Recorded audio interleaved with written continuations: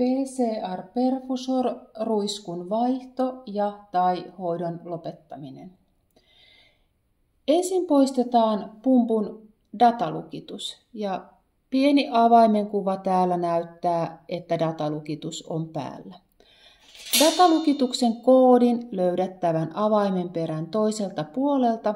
Tätä avainta säilytetään huumekaapissa. Painetaan ensin C.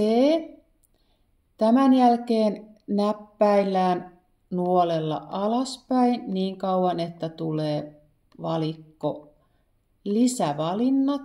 Lisävalintojen kohdalta nuoli vasemmalle. Seuraavaksi mennään kohtaan datalukitus, eli nuoli alaspäin, ja datalukituksen kohdalla painetaan nuoli vasemmalle. Tämän jälkeen pumppu kysyy nyt koodia. Peitän näytön koodin näppäilyn ajaksi.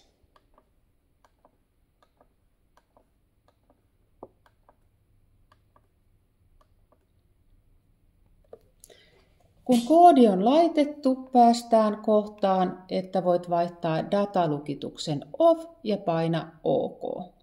Nyt saat viestin, että datalukitus ei ole käytössä. Voit vielä täältä näppäimellä C painaa itsesi tänne Run-näyttöön ja avaimen kuva on hävinnyt täältä näytöltä. Tämän jälkeen pysäytetään pumppu.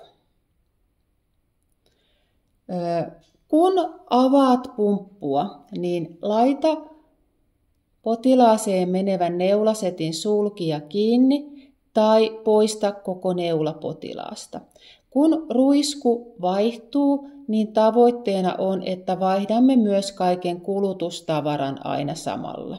Eli tällä kertaa poistan tämän neulan potilaasta kokonaan ja näin ruiskun poisottaminen pumpusta on turvallista. Avataan pumpun salpa ja käännetään sitä oikealle. Tätä ennen olet myös avannut täältä pumpun alapuolelta tämän salvan lukituksen samalla avaimella, missä oli tämä koodilukon numero. Ja täältä pumppu kysyy nyt vaihda ruisku, vastaa ylänuolella kyllä.